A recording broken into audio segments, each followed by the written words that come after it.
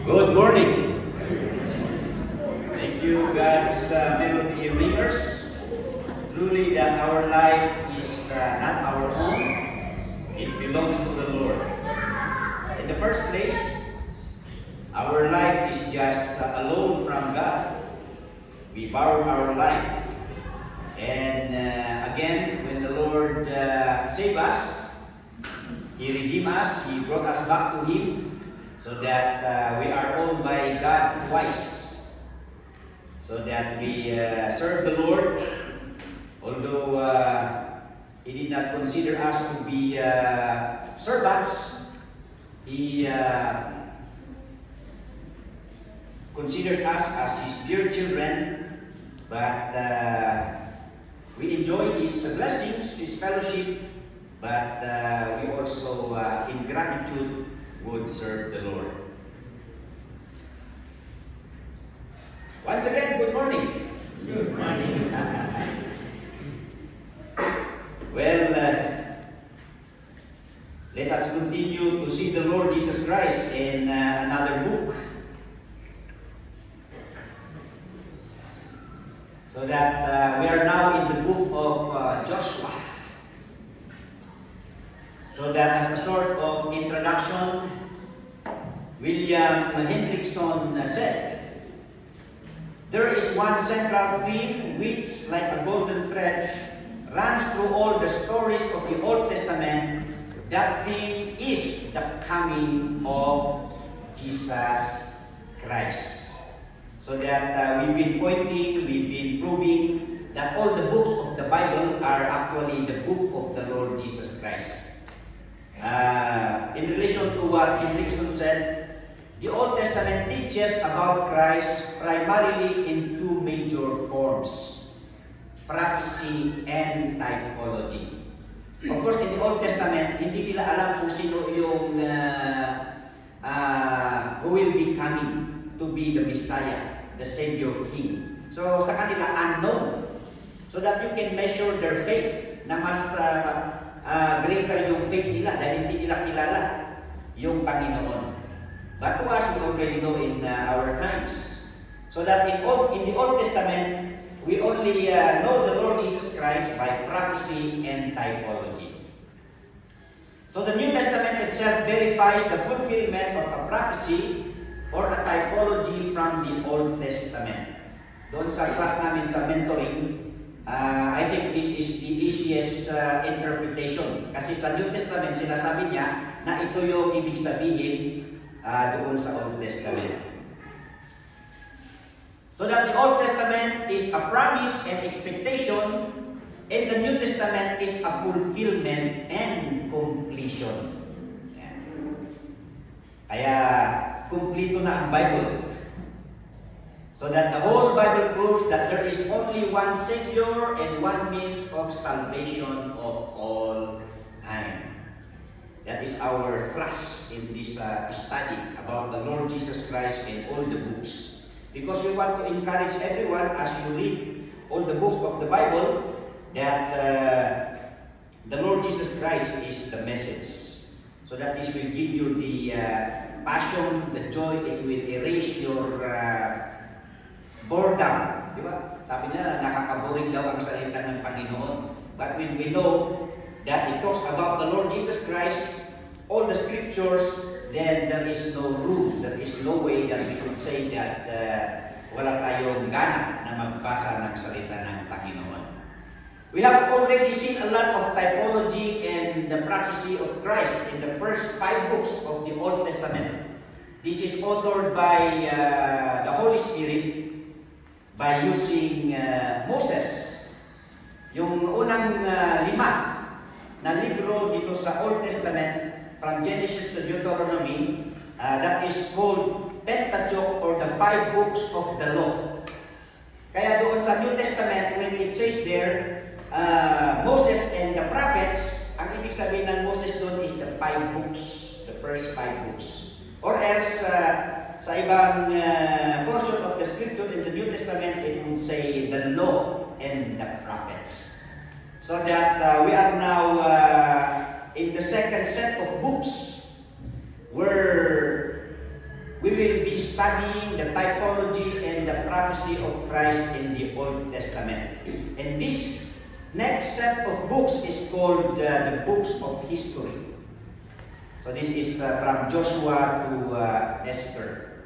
So let's now proceed to the first book of history, the book of Joshua. Of course, the author of Joshua is none other Joshua himself, except for the end part. And according to Bible scholars, the end part of the book of Joshua may be written by the high priest Phinehas. Of course, no one could write about his death. So, like Moses, the end part of Deuteronomy, according to our Bible scholars, si Joshua ang tumapos ng Deuteronomy. Dito naman sa book of Joshua, at the end chapters, ay, of course, hindi niya maisulat yung paano siya mamatay unless siguro na i-prophesy. But then, according to Bible scholars, it's Phinehas who finished the book. So that the name of the book,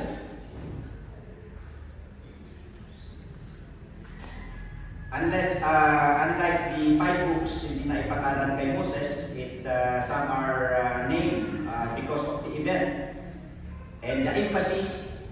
Pero dito sa Joshua ay the personality of the book, yung sumulat mismo. And who is Joshua? The son of Nun. Hindi madre yung Nun, Okay. Hindi natin kilala yan. But Joshua, of course, was one of the trusted soldier or servant of Moses. So in Numbers 13:8, it mentioned about him. He is of the tribe of Ephraim, Hoshea, the son of Nun. And in Deuteronomy 30-44, and Moses came and spake all the words of this song in the ears of the people, he and Hoshea, the son of Nun. So Joshua's original name was Hoshea, which means salvation. Maganda yung ibig sabihin ng kanyang pangalan, panakaisalakan. But then, in the wilderness, Moses changed his name into Yehoshua. And the meaning of Yehoshua, Yahweh is salvation, or say Yahweh. So it implies that salvation not really comes from Joshua, but real salvation comes from God, Yahweh. So that in-improve ni Moses yung pangalan ni Hoshea into Yehoshua or Joshua.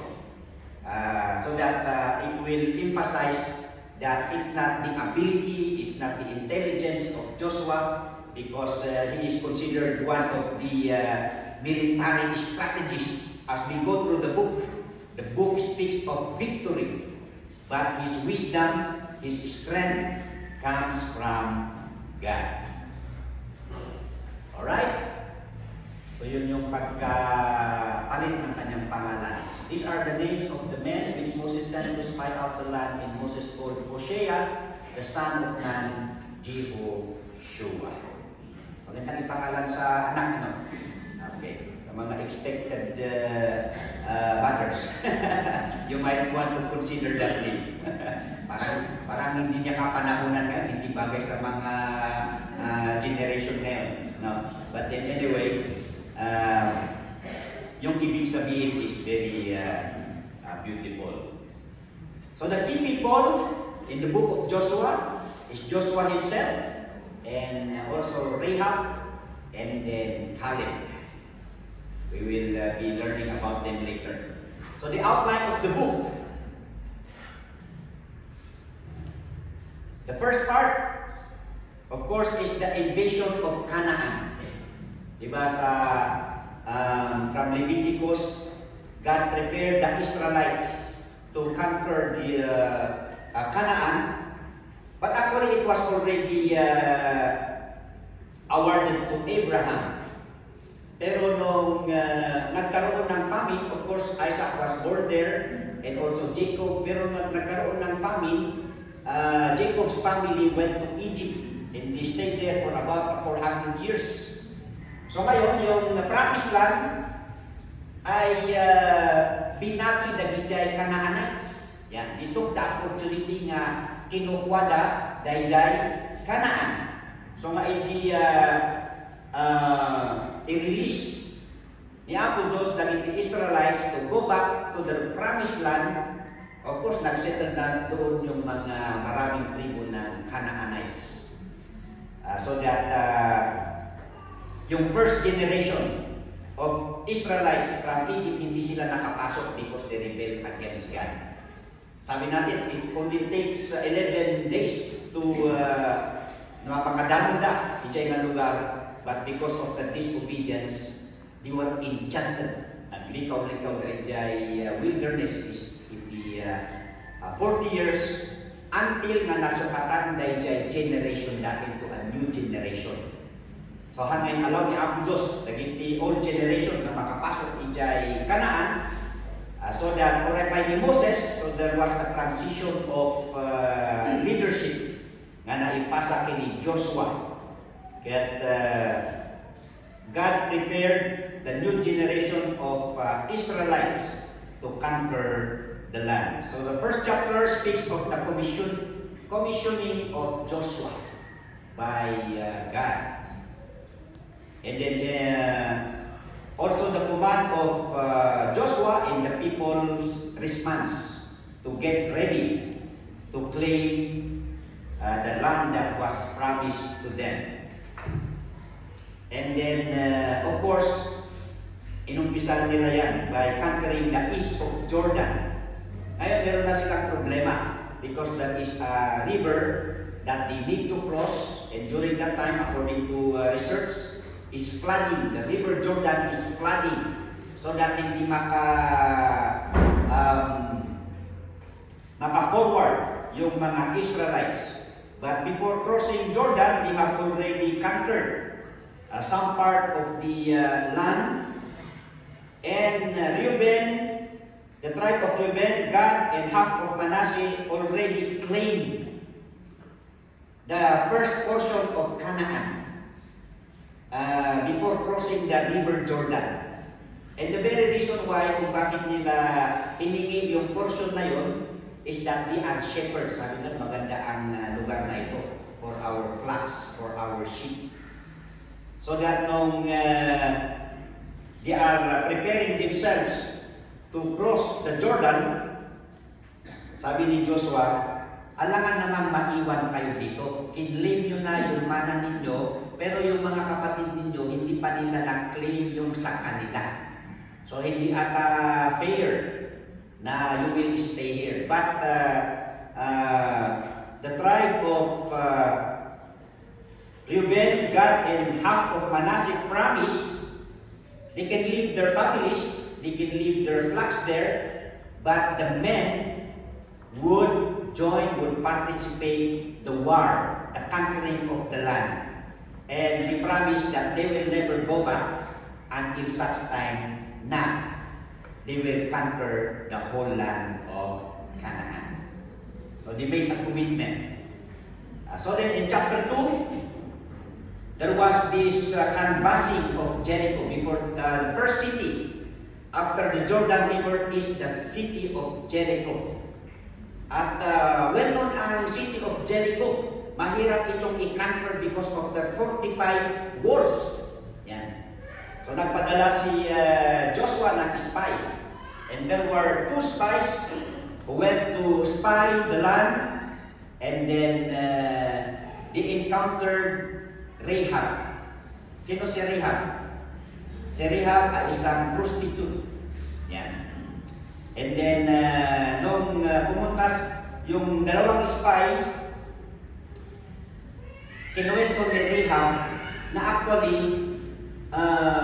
Jericho, the city of Jericho was so fearful doon sa pagdating ng mga Israelites because they already knew the story, what had happened Ang asa niya, nagadayo kang amudan dayjay napaspasamak ijay Egypt, the 10 plagues, the crossing of the Red Sea, how God is powerful, so that alam na nila na mananalo sila, but they want to defend the land. Yan. So that as much as possible, they are ready to protect their city. And then natunugan ng Jericho na may nakapasok na spy. So then they are in search. They are searching for these 2 spies. But then Rahab, the prostitute, hid. Itinago niya yung 2 spy. For what reason? Kasi si Rahab, mas naniniwala siya sa Panginoon ng mga Israelita kaysa sa kanilang God doon sa Jericho.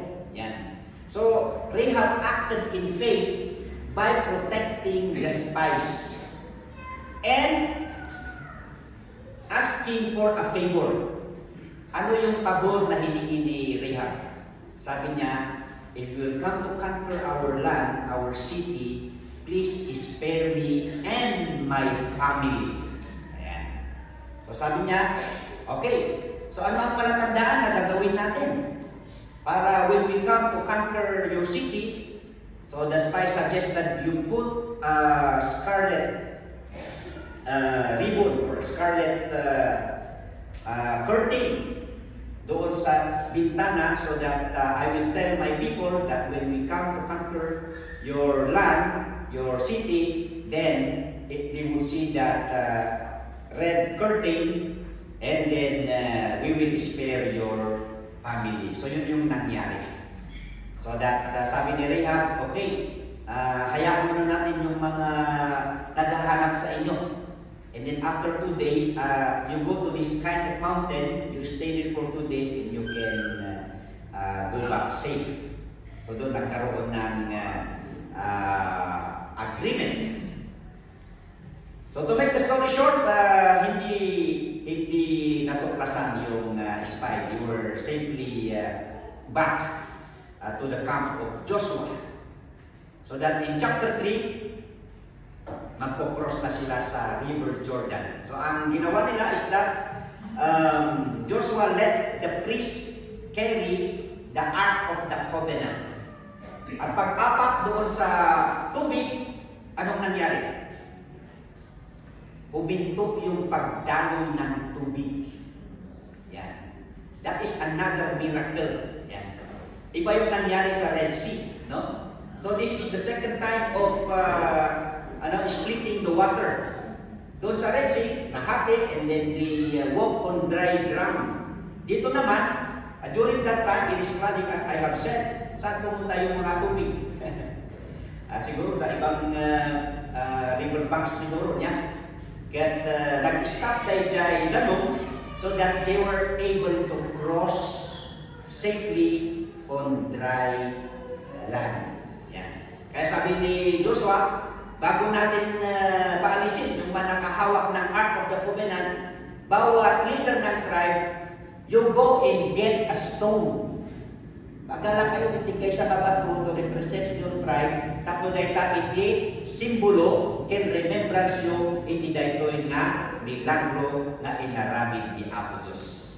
So after the crossing, tinipon ni Joshua dayjay bato, and then inaramid na nga altar dayjay Gilgal as a remembrance. Tapno kasta, the next generation, na makita na dito nga altar, they would remember the miracle of the crossing of the river Jordan. And then, before the attack, there is a need to consecrate the people. Of course, the covenant of God, the Israelites, that they circumcision, that is for health purposes. Tako na dahil kadaging tubig, no, magpakubit ka nga dumakil niya. Dapat di man naging nagpakubit ka, dapat ang tinmayag niya. Pang-awis na lang dahil tapno. Mga puli dahil circumcision is for on health purposes. Like the dietary laws. Ngayon Apo Diyos, God wants to preserve His people. They want them to be healthy and actually that is one way that mark them as clean people. Yan. Kasi pre dagijay old generation before they crossed the Red Sea or before they encountered there was this covenant of circumcision. Kadagijay dagiti Israelites. Ngam dagiti uubing dagiti new generation, of course, there was no circumcision made in the wilderness. Kat sakbay that they will claim their land. Kat kuna ni Apo Diyos, we need to consecrate our people through this practice of circumcision. This is just to identify that they are God's people. Kat tinagmayan EJ chapter 5, napadasan nyo ba nga naumati ko? May isang makan. Well, anak pa lang na umati pinikpikan. Dati, si Dami Men's Fellowship, pinikpikan. Si Datayo ni Kalban, funding, pinikpikan. Pinikpikan ba man ang data? Anya DJ makmakan nga na uma-uma naging Israelita. Mana, tinakmayan din mana niya. Kasi pinahandang nagluto eh. Ni Apo Diyos di magluto kada kuwadan niya. I-ready na lang, i-agsapa at magsipidot lang dahil di Israelita na apan manganak. Manganak. Siyempre, ako awan gamit siguro ti flavor na niya. Ang akasal ng kakapanawan ng awin na makan at ti flavor na o kaya may isang klase ti tinapay. Nung nauma-uma danam, when they were already in Canaan, the supply of manna already stopped. They now enjoy the fruits of the land. A land that is flowing with milk and honey. Kinuray pa dayjay imula na, then they enjoy the produce of their plants. So dayta. And here now, the conquest of Canaan. So that the Israelites are already ready. And one time, nandun si Joshua, maybe preparing himself how to lead his people to conquer the land. Merong biglang nagpakita sa kanya. Nakasuot ng sundalo. Siyempre yung sundalo mo, hindi fatig yung kanilang yung uniform nila, yung helmet, yung vest, shield, and sword. At sabi dito, may biglang bisita si Joshua. So sabi ni Joshua, sino ka ba? Are you for us or are you against us? Siguro nakasangga na ni Joshua nga makirakot niya. Ngayon natin kung na natin bisita, kung na natin I am a commander of the army of the Lord. And then, upon saying that, right now you are standing on a holy ground. Please take off your sandal. This is the second time we encounter the word, you are standing on a holy ground. Di ba ni Moses kat ito'y burning bush? In God spoke, you take off your sandal. And then here, the commander of the army of the Lord said to Joshua, you are standing on a holy ground. Take off your sandal, and immediately Joshua acknowledged that he is the Lord, so that he worshipped the commander of the army of the Lord. Now, the attack of Jericho. Amo tayo, di pakasaritaan iti Jericho. Kaslang kumay. Hana kapapati, is that the way you attack a city, a fortified city? And you know that their warriors are well prepared. Anya tinbili ni Apo Diyos, tapno kastak at they will conquer Jericho. Kuna ni Apo Diyos, in 7 days, every day, you go around the city, you march around. But on the 7th day, you march 7 times, with the blow of a trumpet and bring you a jar. Ay, hindi ba pala yun? Shout. Yeah. You shout after the prolonged trumpets of the priest, 7 priests, then all of you need to shout. Yun ang ginawa nila. And what had happened? Yeah. On the 7th day, they marched 7 times. The priests blew their trumpets, and then they shouted, and the city walls. Yan. Nagsibagsakan. Yan. So nung nagsibagsakan na yung mga city walls, it is just but easy for the Israelites to attack the city. Of course, the people inside were rattled and they were defeated. So that was a miraculous attack and conquest by Jericho. So that nung natapos na ang Jericho, siyempre, sabi ni Joshua, the next place that we are to attack is, Ai or Ai. Yeah, Ai. So sabi ni Joshua, parang maliit lang na lugar yan. Kaya ang kanyang ginawa, nagpadala lang siya ng konti. Kayang-kaya nyo yan. Pero nung pumunta sila doon sa Ai or Ai, ano ang nangyari?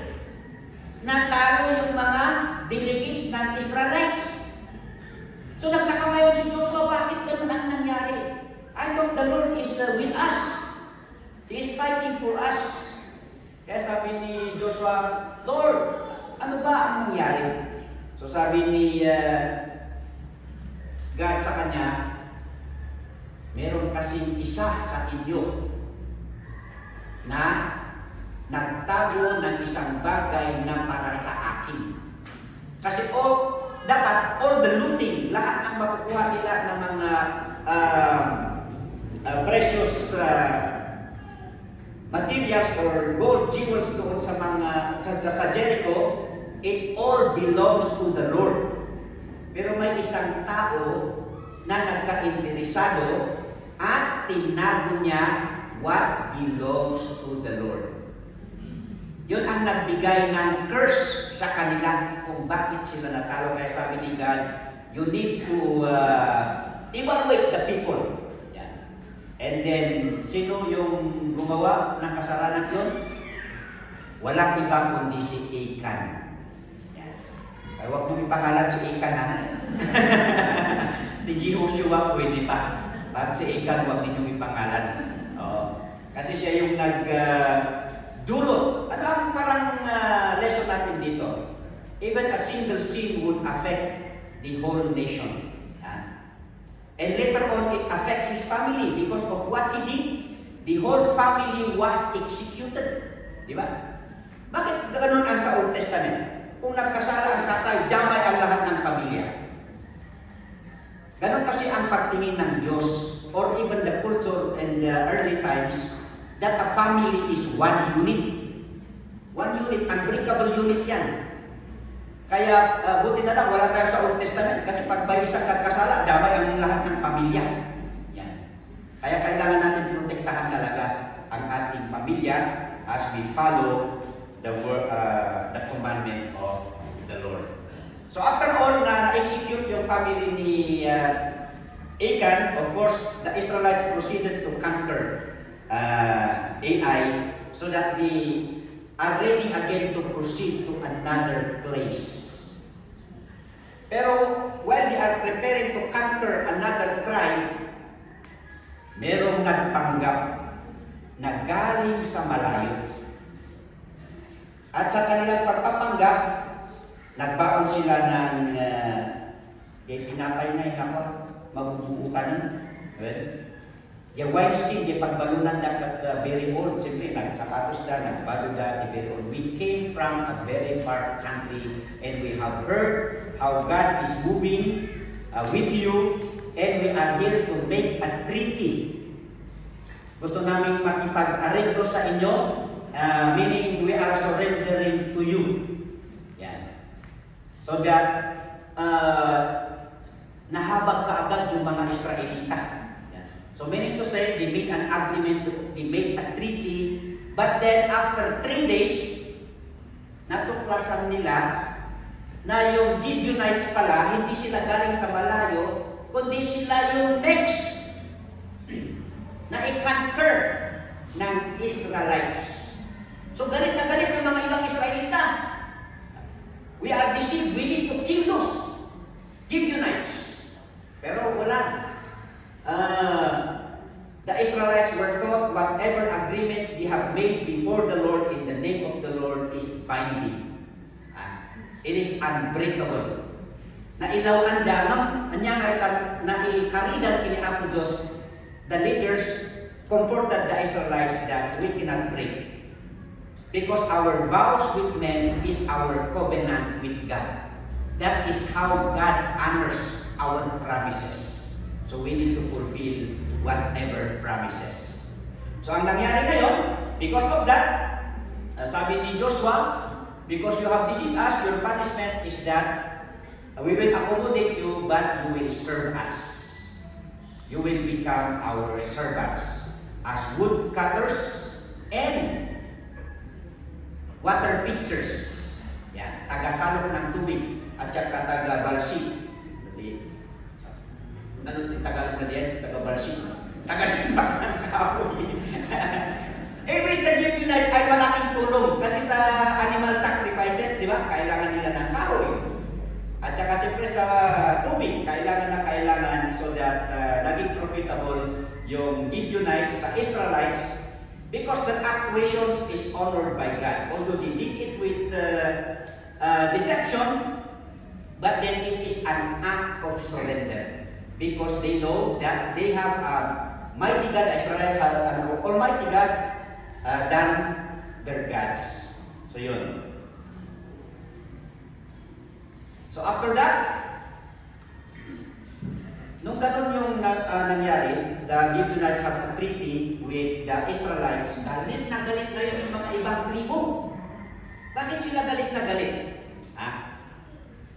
Siyempre, nagkaisa sila that when the Israelites will come, sama-sama sila na labanan yung mga Israelites. So that sabi nila, kailangan natin puksain yung mga Gibeonites. Oh. And then, of course, when they plan the attack of the Gibeonites, they ask help from Joshua. So that Joshua consulted the Lord, and the Lord blessed him. You go. I will fight with you, and you fight the enemies, and you deliver the Gibeonites from those enemies. So ano ang nangyari?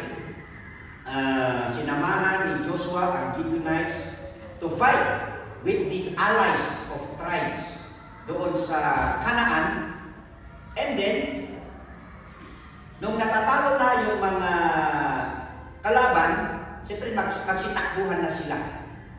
And you know, another miracle happened. Kaya maganda yung Book of Joshua, very exciting, hindi kayo maantukin. Ang ginawa ng Panginoon, nagpaulan siya ng yebe, hailstone. At mas marami ang namatay doon sa mga kalaban kaysa sa espada. And then as they are running away, of course, anong natalo na sila, siyempre magsitakbuhan sila sa kanilang mga syudad. At humiling si Joshua, sabi niya, Panginoon, will you let the sun stop for a while? To prolong the day. Before na makapasok yung mga kalaban sa kanilang mga fortified cities, we need to pursue them. So, there was a time na huminto ang mundo. Kasi hindi naman humihinto yung init, di ba? Scientifically, yung init, nandun lang. Huminto yung pag-ikot ng mundo to prolong the day. And God granted Joshua to prolong the day kasi mas mahirap na to go with the enemies kapag nakapasok na sila doon sa kanilang mga cities. So yun, the Lord prolonged the day para mapatay lahat ng mga kalaban kasi sabi ng Panginoon, dapat lahat ng mga tao sa Canaan ay dapat mamatay because the degree of their sin in unbelief of the Lord Kaya kahanga-hanga yung mga Gibeonites. They are exempted doon sa ibang tribu. And then afterwards, the cities were also conquered by the Israelites. Okay, ano ba yan? Yun. So after the campaign of the central, south, north, then the review of their victories. Na-conquer na nila yung land. Ano kaya ang mangyayari? What's the next? Of course, the division of the land. Okay? Yun. So yung inheritance of the 2.5 tribes, ito yung Reuben, Gad, and half of Manasseh, yung sabi ko kanila. So nung natapos na yung laban, the war, digmaan, bumalik na yung 2.5 tribes to claim yung sa east ng Jordan. And of course, the others were delegated by Joshua, the inheritance of Caleb. Sino ba si Caleb? Okay. He is one of the old generation. Nadalawa lang sila ni Joshua na nakapasok sa Canaan. Joshua and Caleb. Bakit ano bang pinagsamahan ni Joshua and Caleb? Ito yung panahon nung they were sent out as 12 spies. At si Joshua and Caleb lang ang nag-report ng tamang katayuan ng Canaan. So that was the reward. Yung lahat na na-influensya na, hindi mahirap yun, hindi natin kaya yun. Yeah. They are giants, we are just like grasshoppers. So yun, Caleb enjoyed his inheritance. And of course, the 9 and the others. And with the division of the land, there were also cities of refuge that were designated. You still remember the cities of refuge? Ito yung mga cities, pag you accidentally killed somebody, you can run to save your life. Until na malinis yung kaso ko doon, you will have the hearing and then the amicable settlement. Manuhang ka nga nakapasok in the city of refuge at nakamatanda ka, they can kill you there. Okay, and next, the cities of the Levites. Okay, Levi, the tribe of Levi, they were designated as workers of the tabernacle so that wala silang ibinigay na land. But there were cities for them, distributed cities, so that they can minister in different tribes. And before the end, may konting nangyaring hindi nagkaunawaan yung mga Israelita. Dahil nung pagbalik ng 2.5 tribe doon sa kanilang lugar, doon sa the other side of Jordan, gumawa sila ng altar. Nung nakita ng mga Israelites, naku, magdudulot na naman ito ng kapahamakan sa atin. Bakit sila gumawa ng ibang altar? Di ba dapat mag-usip tayo sa Panginoon doon lang sa tabernacle? So that we will not be cursed. Then we will go in, fight them. We will go in, kill them. Parang civil war na ano. Israelite versus Israelite. Oh. So ngayon, they went to confront. Because it almost start a war. Yeah. So they went to confront these 2.5 tribes. Pero sabi ng 2.5 tribe, no, we only did the altar as a remembrance. But we are committed not to worship here, but still we go and worship at the tabernacle of the Lord. So, naapis yung muntikan na pag-aaway ng Israelites. Okay? So, the last days of Joshua, 23 to 24. Hanggang 24 lang. Hindi maraming chapter to. So that first of all, siyempre, after the war, they enjoyed. They rested. There was rest in the land. And then, of course, bakit kaya kung walang problema kasi, when you are resting, parang, well, sabi doon is an empty mind is a devil's table or workshop. Kaya maganda yung busy tayo palagi sa paglilingkod sa Panginoon. So then, the remaining days ni Joshua, God called all the people of Israel and shared His farewell messages, reminding the mighty acts of God and the faithfulness of God from the call of Abraham, and then the story, of course, and now they have already possessed the promised land. So through Joshua, Israel renewed their covenant with God at Shechem. Parang ganun din si Moses, no? Before passing away, he called all the people and reminded them the commandments of God. Kaya ito ang maganda pag alam na natin na ilang araw na lang na tayo mabubuhay. We call our family, we call our people to remind them the faithfulness of God and encourage them to be faithful to God. So that in chapter 24, the death of Joshua, he died at the age of 110. 110. Si Moses, ilang taon siya nung namatay? 120. Yeah. 120. Pero si Joshua, he died at 110. So that's the outline of the book. Very exciting book. Baka pag-uwi ninyo, then you read. The theme and purpose of the book. Yon, possessing, conquering, and dividing of the promised land is the theme and purpose of Joshua. The keywords: possession, conquest, victory. And of course, you enjoy the fruit of your labor. That's the division of the land. So the book of Joshua is designed to show God's faithfulness to His promises, doing for Israel exactly as He had promised. Matagal na nilang inasam ito, and ito, they have already possessed the land. Ito yung promise niya sa Genesis 15:18.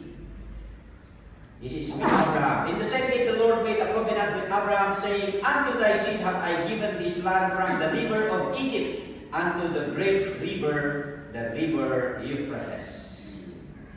And the beginning of the possession, Joshua 2 verse 6 or 2 to 6. Moses, my servant, is dead. Now therefore arise, go over this Jordan, thou all these people, unto the land which I do give to them, even to the children of Israel. Every place the sole of your foot shall tread upon, that have I given unto you, as I said unto Moses. Nagmayang matan. No, dati ako maijagat amin na mabadjakam kat bagit niya. Datakat nagado iti papilis, nagado iti gastos na. Well, ano nga mabalin ay nabadjakam na ito, dahil yung tibagit niya. In the early times, no, marami tayong mga matatanda na sabi nila, ay no, among kumakasto iti pagbanat at ibagyo kat aming pinanawan. Well, ora nagay lululumit at dahil iti konada, handa nga ipagaroon, kada samsam kinakdal kano iti kakasjay. Kada lang ka iti. Basta no, binalayan, kat medyo na pa kayo kat di jayan, may claim mo diyan. But here, the promise is, every place that the sole of your foot shall tread upon, that have I given unto you. And then, the fulfillment, Joshua 21. And the Lord gave unto Israel all the land which He sware to give unto their fathers, and they possessed it, and dwelt therein. Nagmayatan. And the Lord gave them rest round about, according to all that He sware unto their fathers, and there stood not a man of all their enemies before them. The Lord delivered all their enemies into their land. There failed not aught of any good thing which the Lord had spoken unto the house of Israel, all came to pass. Amin nga kari ni Apos kadakwada kat natungpad. The key chapter, of course, chapter 1 to 4. the transition of leadership from Moses to Joshua. And kuna na ijay last phrase, on that day the Lord exalted Joshua in the sight of all Israel so that they revered him just as they had revered Moses on the days of his life. Nagmayat niya. They respeto na kini Moses kat nagtaginayon, nagtuloy kini Joshua. And another key chapter is the last chapter. So in keeping with the crucial nature of changes in leadership, chapter 24 is likewise an important chapter.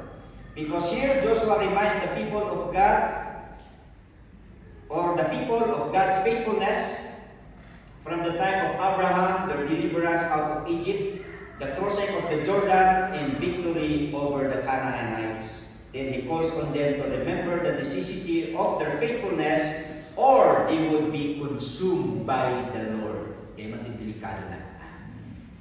Stricto, ijay Old Testament. So that when you obey, when you follow, blessing. But when you turn away, then punishment. So the key verses, yan kung natatatay, every place that the sole of your feet shall tread upon, that have I given unto you, as I said unto Moses. And with that, the importance of the Word of God. Kunana, this book of the law shall not depart out of thy mouth, but thou shalt meditate therein day and night, that thou mayest observe to do according to all that is written therein. For then thou shalt make thy way prosperous, and then thou shalt have a good success. I always use this verse in marriage. Do you want to be prosperous? Yes. Do you want to be successful? Yes. The true secret of prosperity and success is none other but the Word of God.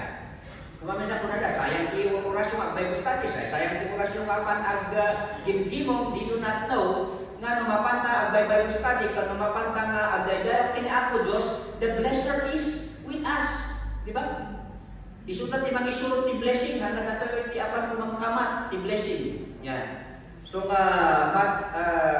seek ye first the kingdom of God, and all these things shall be added unto you. Di ba? Matthew 6:33. Yan. So, have not I commanded thee? Be strong and be of good courage. Do not be afraid, neither be dismayed. For the Lord thy God is with thee, whithersoever thou goest. Is God with us all the time? Is God with us wherever we go? Why so? Apay nga ako na mga adaking ka ni Apo Diyos. Yes, because He's big enough to rule the universe, but small enough to live within my heart. So adaking ka ni Apo Diyos. Tada ni Kristo Jesus kin ka, so that wherever you go, kagbab iso na, so nga, datayo mga Kristiyano nga madisdismaya, ay dapat tayo nga madisdismaya. Datayo mga Kristiyano nga mabutan, hataw ka butbutan. Be of good courage, and neither let us be dismayed. For the Lord is with us wheresoever we go. And another one, 11:23. So Joshua took the whole land according to all that the Lord said unto Moses, and Joshua gave it for an inheritance unto Israel according to their division by their tribes, and the land rested from war. Another one, 24:14-15. Now therefore fear the Lord and serve Him in sincerity and in truth, because of these blessings, and put away the gods which your fathers served on the other side of the flood, and in Egypt, and serve ye the Lord. And if it seem evil unto you to serve the Lord, choose you this day from ye will serve, whether the gods which your fathers served, that were on the other side of the flood, or the gods of the Amorite, in whose land ye dwell. But as for me and my house, we will serve the Lord. Nagadu nga jujusan kami niya, whatever you go, ada ti jujusan niya. Ada ti jujusan da, ijay Egypt, nga na-influensyan da, oray pa, nag-cross over da, ijay Red Sea, aduman di jujusan ijay, inag cross over damanan, ijay Jordan River, then a lot of gods na may sabi ni Diyos nga apanda nga pagserserbiyan, none other but the Father of our Lord Jesus Christ, who is the God of Abraham, Isaac, Jacob, and all these people of faith. Now, how do we see the Lord Jesus Christ in the book of Joshua? Adating talo, kakapsat. Number one, we see the Lord Jesus Christ in Joshua himself, because Joshua is a type of Christ in two things. Number one, as we have said a while ago, his name was Hosea or Yeshua, a contracted form of Yeshua, meaning Yahweh is salvation. And the Greek equivalent of this Yehoshua means Jesus, literally. Well, so the Old Testament name it Jesus is Joshua, because Joshua means salvation. So that Joshua is actually called by the name Jesus in Acts 7:45. Kita niyo?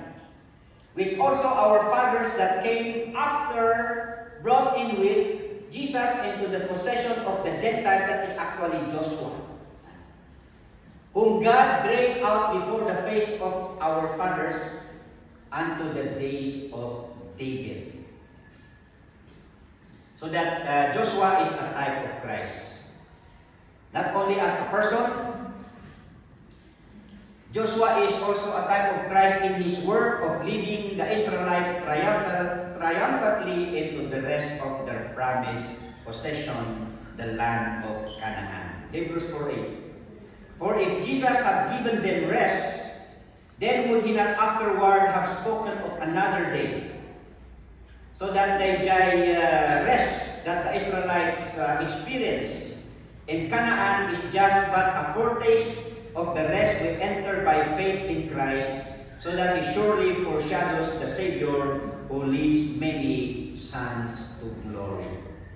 If Joshua led the Israelites into rest in Canaan, Jesus Christ is also leading us to the eternal rest.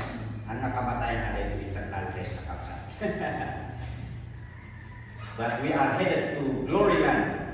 So Hebrews 2:9-10, but we see Jesus was made a little lower than the angels for the suffering of death, crowned with glory and honor, that he by the grace of God should taste death for every man. For it became him, for whom are all things, and by whom are all things, in bringing many sons unto glory, to make the captain of their salvation perfect through suffering. You remember the commander of the army of the Lord in the book of Joshua is the captain of our salvation. That is the Lord Jesus Christ. Secondly, the commander of the Lord's army. Bible scholars believe that the commander of the Lord's army in this book is undoubtedly a Christophany. Amo yung Christophany? Ito the appearance, or sometimes we call it theophany. This is the appearance of the Lord Jesus Christ in the Old Testament in an angel form. So that dito nga nagpakita kini Joshua as a commander of the Lord's army is the Lord Jesus Christ, a pre-incarnate appearance of Christ, who was there to teach Joshua that he had come not to take sides but to take over as commander. Number 3, how the Lord is presented in the book of Joshua. So Joshua himself, the commander of the Lord's army. Ang pangatlo, you remember Rahab story, the scarlet cord. Yung kabigda na red, ijay balay ni Rahab, so that when the Israelites attacked Jericho, they saw. Sabi ni Joshua, you go and find that house that you have said that there is a scarlet cord. So the soldiers went to find the house and found Rahab and her family, so that they spare them, they take them, that they were safe before looting and killing all the residents of Jericho. Joshua 21, and she said, according unto your word, so be it. And she sent them away, and they departed, and she bound the scarlet line into the window.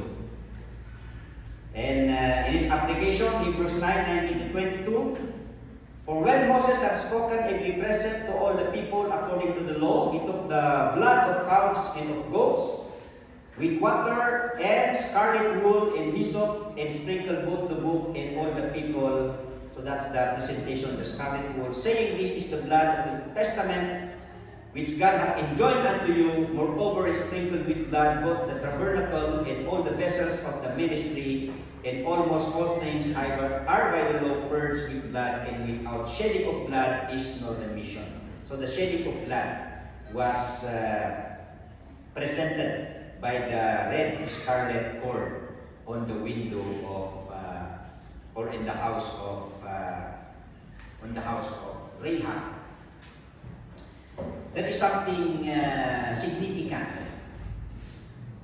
kini Rahab. Anya ba iti may sakabanag na significant kini Rahab?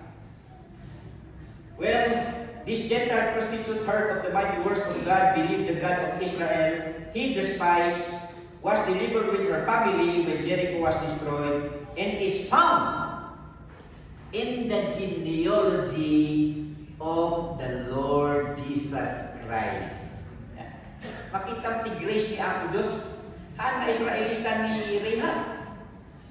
Now, because of her faith on the God of Israel, like the Gibeonites, anda ka Israelita, but they were incorporated to the people of God. Kat ni Rahab, hanlangan na incorporate iso na kastao ni Apo Diyos, but she was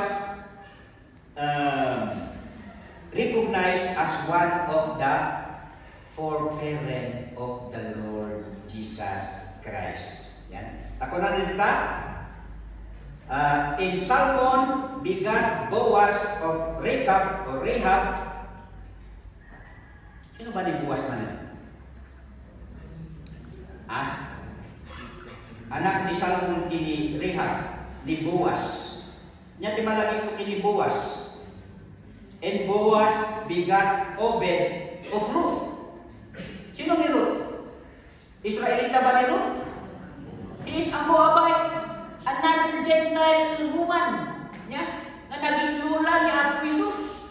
Well, ni Rahab from Jericho, and then ni Ruth. Di makita tayo dito, minsan, di ada di panunod tayo, na isintro lang ti ayat ni Apo Diyos kadagiti Israelita in the Old Testament. Tangaan.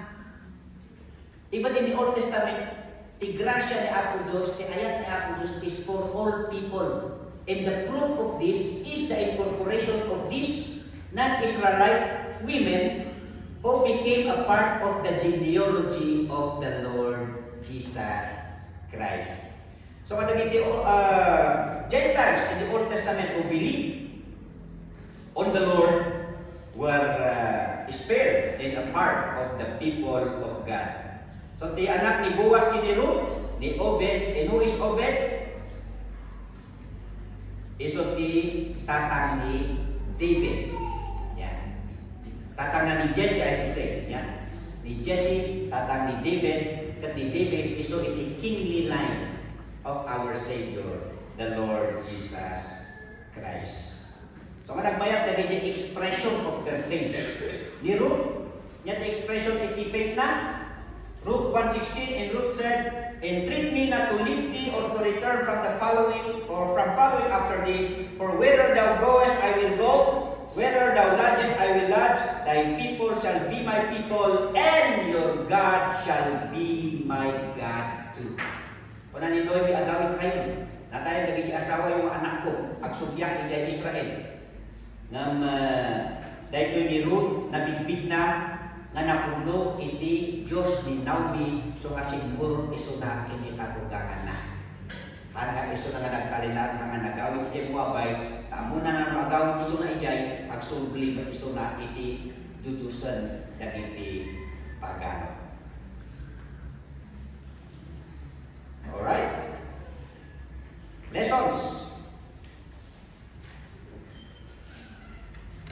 Number 1. Adun ti maadal tayo dito nga libro. Number 1, before setting out to possess the promised land, the Israelites first reaffirmed their commitment to live a new life with God on the other side of the Jordan River. Application, read letter. So as we live the Christian life, we also need to cross over from our old life to our new life in Christ. We are to put off the old self and press on to possess all what God has planned for our new life. Kasta iti panagdalya sa tayo kakabsat. Iti na Kristyanuan nga panagbiag tayo. Bumalasyo tayo kakabsat. Tanong maminsan kung ano Kristiyano tayo, ano pa lang didihan tayo nga binalasyo, dapat nga balasyon tayo. Di ba? So that ada iti pakakitaan, iti panagbalbaliw, iti biag tayo. Number 2. Joshua and his army moved from city to city, not only conquering it, but also cleansing the land of its idolatry and wickedness. Ayan. So, kasama iti na Kristyanuan nga panagbiag tayo. Masapol na nabalay tayo. We also need to be valiantly advancing by conquering every sin of our lives. Itinimatan ni Apo Diyos, napasanto tayo, naikiklaran tayo manalintag, hanin naman nagbaso, ipanangkita ni Apo Diyos kada tayo, nasanto tayo, kapag itidara ni Kristo Jesus, nga iti everyday life tayo, adu dagiti kailangan na maparmag tayo, iti panagbiag tayo. Dahil ka iti pangrupudan, o kasano, kada tayo, dumakdakdan tayo, iti pangmati, kini Apo Diyos. Number 3, as we have said a while ago, the attack strategy of Israel to Jericho seems pointless and silly, but God's instructions never fail. Thank you. Di ba? Kas na kitagtay? Nung si kayo matadagin Israelita during that time, tapi ba nga niya ako Diyos, sige, at marcha kayo lang. Okay? Tapos patunugan nyo lang yung trompeta, tapos agpukaw kayo, mangabak kayo. Mapangkayo lang na tamakigiran yung kasyan. Apahaan na Armalite, ipadala na kinta niya. Amot kiniti Armalite pala kini at apana, kaspada kalasang, kaspada espada. Ngam limaadal tayo dito, as we learn God's Word, there are many uncommon teachings that are seemingly ineffective, but when we obey, we receive the end of its blessing. So that we must follow the Word of God even when it seems unusual and impossible. May pagpat. As naibagatamot lang tayo, the sin of one man, the Achan, affected the whole nation of Israel. So that they were defeated from a small opponent.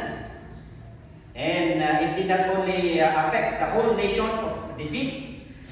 Of course, Achan affected his whole family. They were all executed. So that there is nothing hidden before God because He is omnipresent and He is omniscient.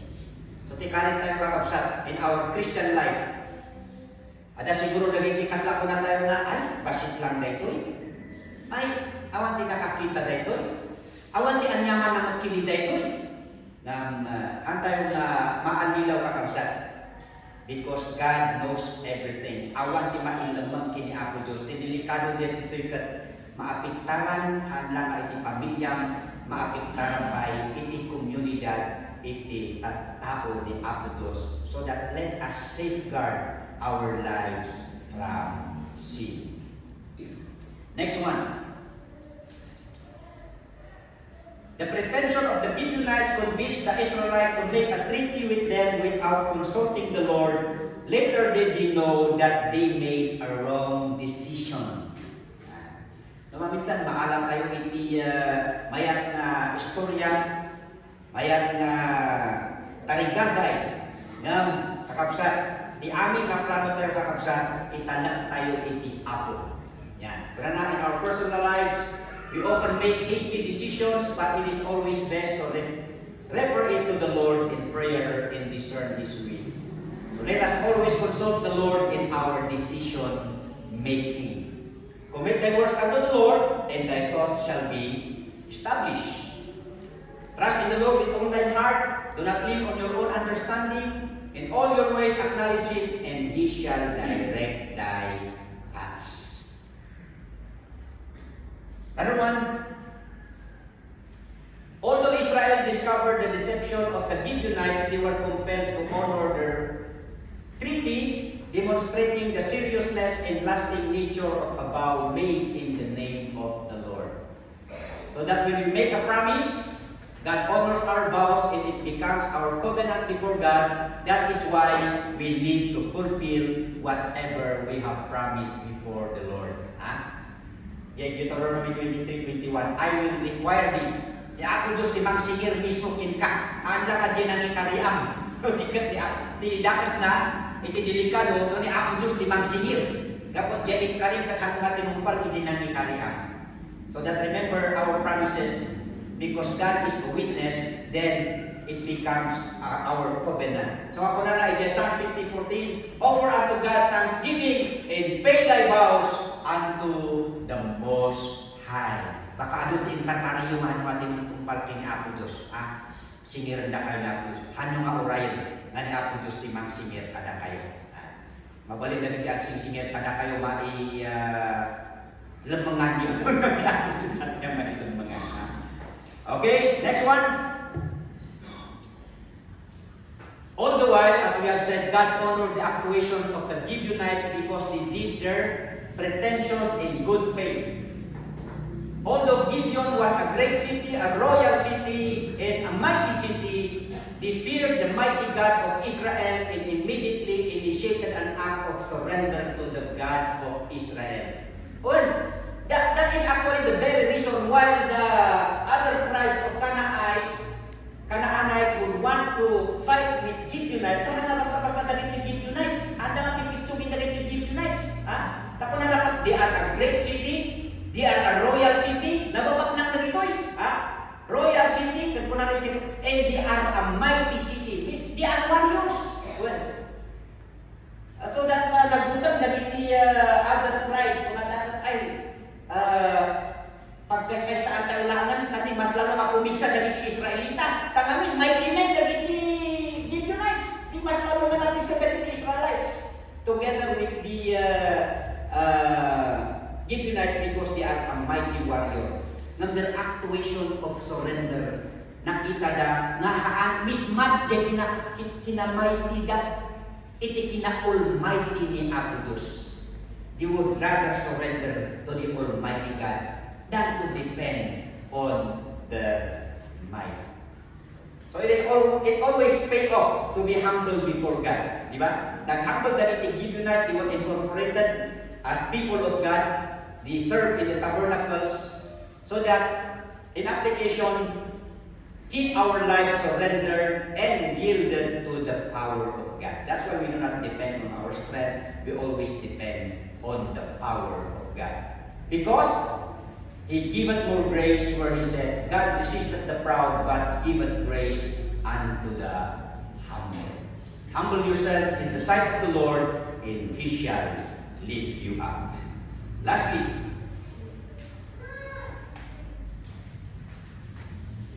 Joshua, like Moses, at the end part of his life, reminded the people not to forget the mighty acts of God and His commandments, whereby He is the only one to be worshipped and to be served. Joshua also emphasized not only his personal commitment to serve God, but also his entire household. Yan. So mamaya, iti agserbi iti Apo, hana individually, but as a family. So in our Christian service, let us make it our goal that we serve the Lord not only as an individual, but also with our family.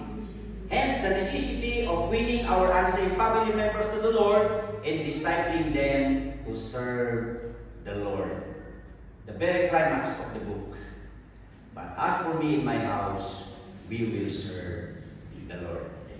Let us pray. Oh, thank you, Father God, for the many things that we can learn from your word. May we forget this, but we thank you that we have your Holy Spirit who would remind these truths in application every time we need it. And He also gives us the empowerment to apply them. So that keep these truths in our hearts and bring it into manifestation when we need it. For we pray in Jesus' name. Amen.